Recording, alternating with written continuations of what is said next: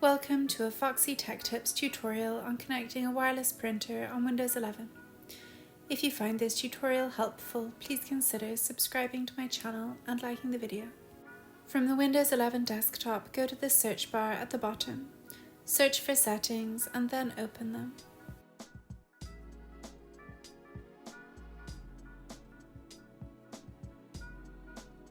In Settings, select Bluetooth and Devices from the left sidebar. In Bluetooth and Devices, select Printers and Scanners.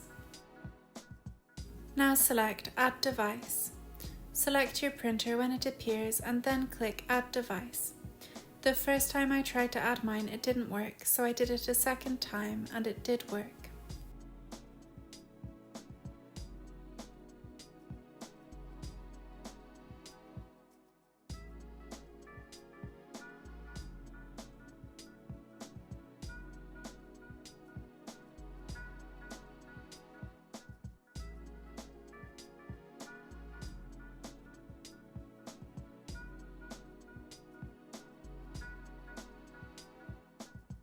Once your printer has been added, you can select it from the list and adjust its settings. And that draws an end to this tutorial.